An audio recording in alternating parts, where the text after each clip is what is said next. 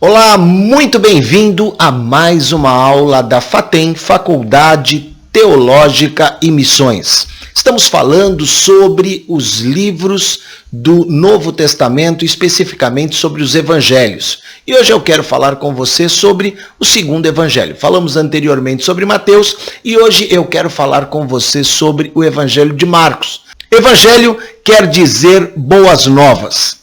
E aí nós vemos já no capítulo 1, no versículo 1, o seguinte texto: princípio do Evangelho de Jesus Cristo, Filho de Deus.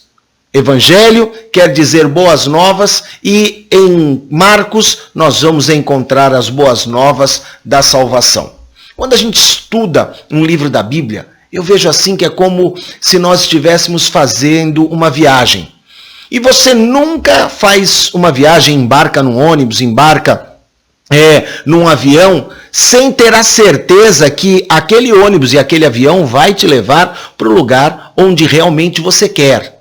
Aonde você quer ir, é esse o destinatário mesmo, esse ônibus vai para tal lugar, esse avião vai para tal lugar. Então, antes da gente fazer aqui essa análise do texto de Marcos, eu quero fazer com você uma análise introdutória do livro para que a gente possa realmente ter a certeza que estamos indo no caminho onde nós desejamos chegar. Marcos é considerado um dos evangelhos sinóticos e a palavra sinótico, ela vem de duas palavras gregas que quer dizer ver conjuntamente. Ou seja, os evangelhos sinóticos são 3. Mateus, Marcos e Lucas. E quando nós juntamos esses evangelhos, nós vamos ver que um completa o outro. Lembrando, sinótico do grego, ver conjuntamente. E esses 3 evangelhos tratam basicamente do mesmo assunto, que é a vida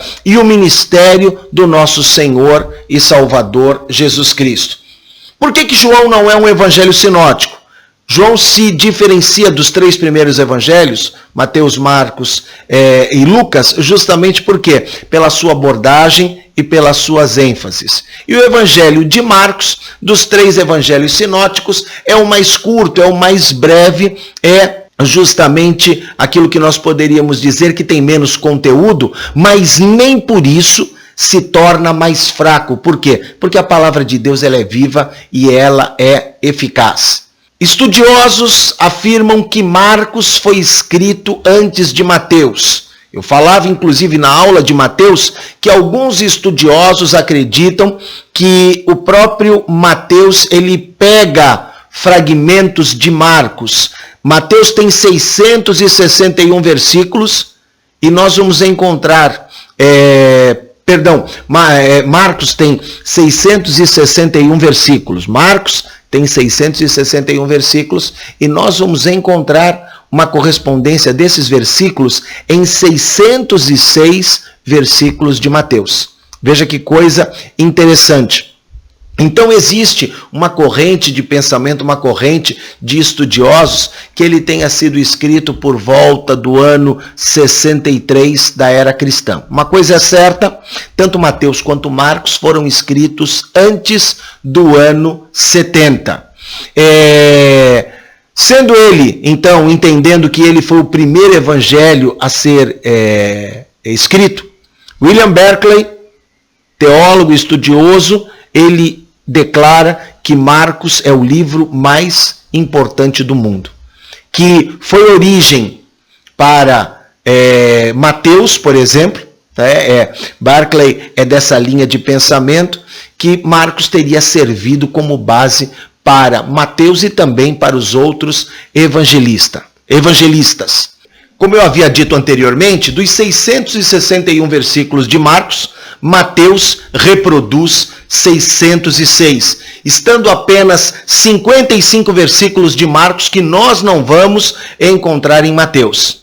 Em Lucas, a comparação ela acontece da seguinte forma: apenas 31 versículos de Marcos não são encontrados em Lucas. Então aí a gente vê que tanto Mateus quanto Lucas usaram o evangelho de Marcos para a base dos seus evangelhos. Falando aí também sobre uma curiosidade, por que seriam 4 evangelhos? Cada evangelho foi escrito para um público diferente e com um propósito diferente. São 4 pessoas subindo uma montanha, cada uma de um lado diferente e cada um olhando para um ponto de vista diferente. Todos eles querem chegar no topo, mas esses 4 alpinistas, cada um consegue enxergar um cenário diferente. Então, quando nós olhamos para esses 4 evangelistas, Mateus, Marcos, Lucas e João, nós vamos vendo que cada um deles enxerga uma faceta, descreve um determinado aspecto diferente dessa montanha. Fazendo aqui um paralelo entre os evangelhos, a título, isso é uma curiosidade muito interessante, Marcos, o primeiro evangelista, escreve para os romanos. Jesus Cristo é apresentado como servo. Ele é o que menos cita o Antigo Testamento. Mateus, como eu falei anteriormente, escreve para os judeus e apresenta Jesus como sendo o rei dos judeus. Lucas escreve para os gregos. Os gregos gostavam de filosofia. Então ele apresenta Jesus como sendo o homem perfeito. Por isso que Lucas é o evangelista que mais destaca a humanidade e a vida de oração de Jesus Cristo.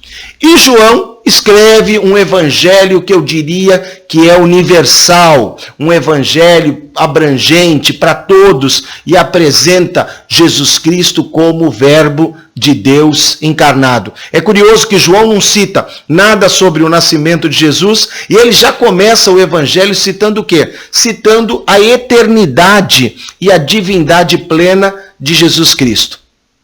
Voltando aqui ao Evangelho de Marcos, quem é o autor do livro? Você não vai encontrar no texto, você vai ler o livro todo e você só vai encontrar o título que vem assim, Evangelho segundo Marcos. E esse é um título que foi dado, não é um título que é inspirado, isso é coisa justamente do cânon, da diagramação, não é algo que foi inspirado, ok? Então, como não consta no texto original, a gente pode dizer, não é inspirado pelo Espírito Santo. O texto, ele começa da seguinte maneira, diz assim, princípio do Evangelho de Jesus Cristo, Filho de Deus. E você não vai encontrar no Evangelho de Marcos nada que diga, eu, Marcos, escrevi esse livro, ou alguém dizendo, foi Marcos que escreveu esse livro.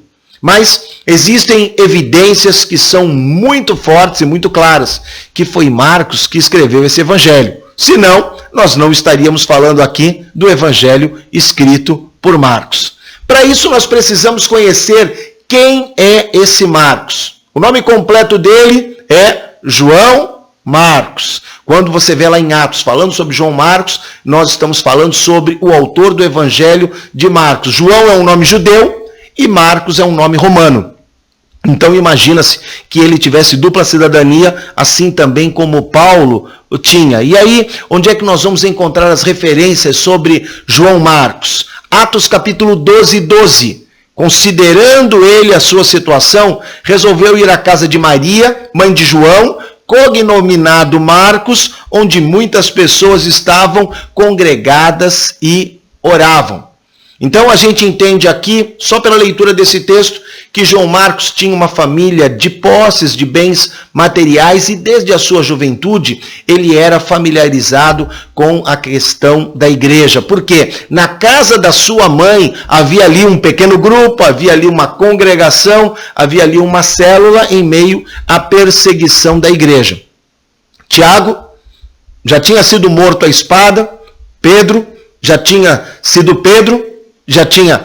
preso, e quando Pedro ele sai da prisão, ele vai para onde? Vai para a casa de Maria, a mãe de João Marcos, que Pedro justamente se dirigiu, por quê? Porque ali a igreja estava reunida. É ali que acontece aquele episódio, que ele vai lá e bate na porta, e a igreja estava reunida orando para que Pedro fosse liberto. Pedro é liberto, vai para lá. E ninguém acredita, ninguém abre a porta. Havia uma escrava chamada Rode, que ela diz assim, ei, Pedro está lá fora, batendo na porta, vamos abrir. E alguém muito espiritual fala, não é Pedro, Pedro está preso, é o seu anjo.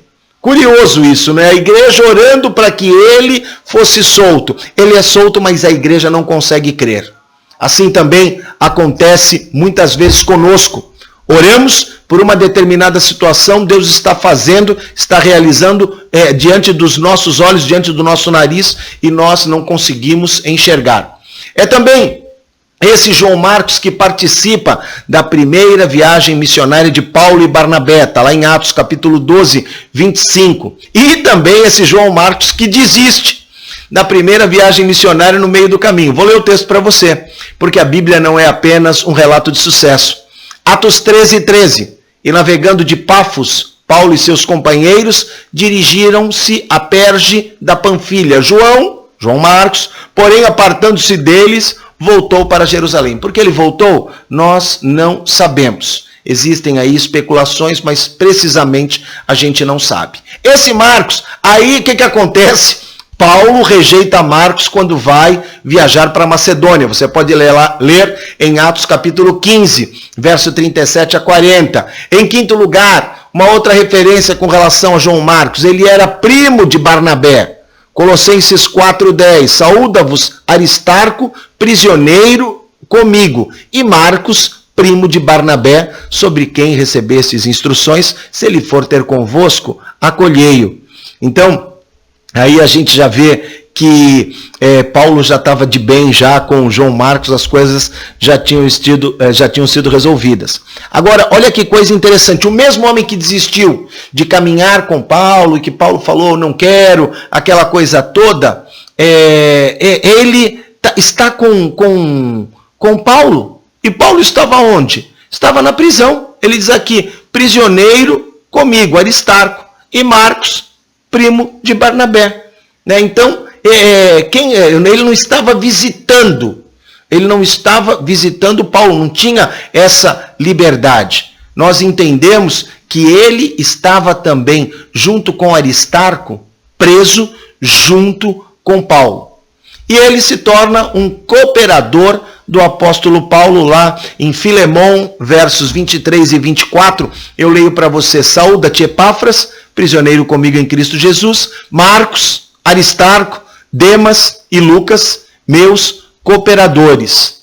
Aqui você vê, anteriormente eu li para você, ele fala em Colossenses 4:10 que Aristarco é prisioneiro. Aí depois aqui em Filemão 23, 24, ele cita Epáfras como prisioneiro e fala que Aristarco é um cooperador. Como seria isso? Será que Aristarco já estaria em liberdade? Não. Eu entendo que todos eles eram prisioneiros, inclusive aqui João Marcos. É um relato que eu saliento para você, para que a gente possa aprender um pouco mais sobre o autor do Evangelho de Marcos. E no finalzinho da sua vida, Paulo chama João Marcos para assisti-lo. Somente Lucas está comigo, lá em 2 Timóteo 4:11. Toma contigo Marcos e traze-me. Por quê? Porque ele me é útil no ministério. Marcos era considerado um filho de Pedro na fé. Primeira carta de Pedro 5:13. Aquele que se encontra em Babilônia, também eleita, vos saúda, como igualmente meu filho Marcos. Que privilégio. Pedro se referindo a João Marcos como seu filho da fé. E existe aqui uma tradição, é uma questão de tradição judaica, não está especificamente dizendo, mas segundo a tradição judaica, Marcos era um seguidor à época do ministério de Cristo, um seguidor casual, e teria sido ele que se vestiu com um lençol para ver Jesus. Marcos 51 e 52. Seguiam um jovem coberto unicamente em um lençol e lançaram-lhe a mão, mas ele, largando o lençol, fugiu desnudo. Estou falando isso aqui para você só a título de curiosidade e saliento, é tradição judaica, apenas para acrescentar conhecimento. Não estou afirmando, para você não dizer que não, o professor Laerte falou que Marcos era o cara que fugiu pelado. Não, não. Eu estou falando sobre a questão do que diz o estudo rabínico e a tradição judaica. Agora, como é que eu posso provar que esse Marcos é o autor do evangelho que leva o seu nome? Se ele mesmo não foi um discípulo de Cristo, mas ele estando próximo, presenciou muitos fatos da vida de Cristo. Ele morava em Jerusalém, e eu lembro, sua família abastada transformou sua casa posteriormente num ponto de encontro da igreja. E os estudiosos, eu diria os pais da igreja, concordam unanimemente nisso, que João Marcos é o autor do Evangelho de Marcos. Como eu disse para você, o Evangelho de Marcos foi escrito antes do ano 70, provavelmente por volta do ano de número 63. Professor, por que você afirma que foi antes dos anos 70? Porque a destruição de Jerusalém acontece no ano 70. E ele não faz nenhuma menção a esse evento que havia sido predito por Jesus Cristo. Então, se ele tivesse sido escrito posteriormente, nós iríamos encontrar algum relato. Não há relato algum. Onde Marcos escreveu o evangelho que leva o seu nome? Provavelmente em Roma. Uma vez que ele está com Paulo ali na prisão, depois ele é chamado para estar com Paulo também na sua segunda prisão. Roma era na época a maior cidade do mundo. Tinha mais de 1 milhão de habitantes. Imagine isso há 2000 anos atrás. O Nero era o imperador, ele começa a reinar em 54 depois de Cristo, com a idade de 16 anos. E até o ano 60, quando Nero tinha mais ou menos 22 anos, o seu reinado era de paz, principalmente com relação ao povo cristão. Paulo, ele apela para ser julgado em Roma. Isso nós vamos encontrar lá em Atos, capítulo de número 25. E aí nós encontramos, então, Marcos com Paulo na primeira, na segunda prisão. Por que ele escreveu esse evangelho? Para os cristãos que viviam em Roma. E aí você vai perguntar para mim, mas professor, como é que você pode afirmar isso? Dizer que esse livro foi escrito com essa ênfase para os cristãos romanos? Por exemplo, nós vamos ver aqui algumas evidências, né? Marcos enfatiza mais a obra de Cristo do que justamente os seus ensinos. O romano tinha essa característica. O romano estava mais preocupado em ação do que palavras. E essa é uma característica muito forte no livro de Marcos. Marcos tem apenas 2 discursos. Um é sobre as parábolas do reino, no capítulo de número 4, e outro é um discurso profético, um discurso escatológico, que nós vamos encontrar ali no capítulo de número 13. No Evangelho de Marcos encontramos também muitos milagres. Ele relata a história do Gadareno, por exemplo, a mulher do fluxo de sangue, a filha de Jairo. Tudo isso está no livro de Marcos. Em segundo lugar, por que nós acreditamos que Marcos foi escrito para os romanos? Porque Marcos enfatiza a apresentação de Jesus como servo. E ele não cita uma genealogia. Por quê? Romano não estava interessado em genealogia. E um servo, ele não tem genealogia, não importa quem é a família dele. O que os romanos queriam era ação. Pois o próprio Filho do Homem não veio para ser servido, mas para servir e dar a sua vida em resgate por muitos. Está lá justamente no Evangelho de Marcos. Uma outra característica, Marcos se detém explicando termos judaicos aos seus leitores. Por exemplo, lá na filha de Jairo, ele fala assim, Talita cumi, aí ele explica, que quer dizer, menininha, eu te mando, levanta-se. Escrevendo a um povo estrangeiro, os romanos, ele precisava explicar justamente aquilo que era o termo judaico. Outra característica, Marcos, ele faz muito uso de palavras em latim, que era justamente a língua dos romanos. Por exemplo, Marcos 5, versículo 9. Quando perguntaram o nome do endemoniado, qual é o teu nome? Ele respondeu, legião. Legião é um termo romano, é um termo latino. As legiões do exército de Roma. Ele usa, por exemplo, eu vou me adiantar aqui para... senão a aula vai ficar muito longa, mas, por exemplo, em Marcos 12, ele fala de quadrante. Depositou 2 pequenas moedas correspondentes a um quadrante. Sistema monetário de Roma. Os soldados o levaram para dentro do palácio, que é um pretório. Olha ele explicando, com palavras do latim, com palavras romanas, aquilo que estava acontecendo. E aí, Marcos, que a gente ouve ali a expressão no capítulo 15, o centurião. Marcos também mostra que Jesus era extremamente popular. Capítulo 1, toda a cidade estava reunida à sua porta. Muitos afluíram para vir ali. Marcos é quem fala de multidão. Marcos, quando se refere a um grupo de pessoas, publicanos e pecadores, ele não fala de alguns, mas ele fala de muitos, e eram em grande número. Ou seja, ele enfatiza aquilo que é a popularidade, a grandiosidade do ministério de Jesus. Como eu disse para você que Romano gosta de ação, Marcos é o evangelho em ação. O servo que está em atividade, um Cristo que está se deslocando de um lugar para o outro, cuidando de pessoas, curando, libertando, pregando. E a gente vai ver que enquanto Cristo age, ele menos retrata ensino. Por exemplo, Marcos tem apenas uma parábola. Enquanto Lucas, por exemplo, nós vamos encontrar 18 parábolas, só para você ter justamente uma ideia. Então, eu trago aqui para você, né, um breve resumo daquilo que é o livro de Marcos, onde Jesus é apresentado como Filho de Deus, onde é apresentado como servo, e a conexão Filho de Deus e servo nos mostra o Cristo que tem poder para realizar milagres. O livro que fala sobre as boas novas, o livro que fala sobre a salvação, o livro que fala sobre a sua paixão, que fala que ele é o Filho de Deus, é o Evangelho de Marcos. E aí então eu encerro aqui essa breve aula falando para você e apontando para você algumas coisas.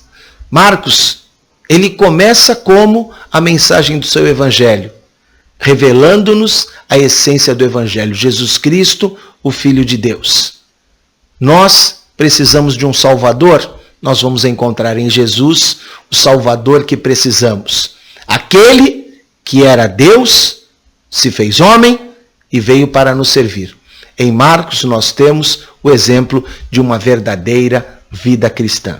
Que Deus te abençoe tremendamente e eu volto numa próxima aula. Já falei sobre Mateus, sobre Marcos. Vamos falar futuramente sobre Lucas e João. Que o Espírito de Deus abra a tua mente e o teu entendimento para que nós possamos aprender sempre mais e mais à luz da palavra de Deus. Deus te abençoe.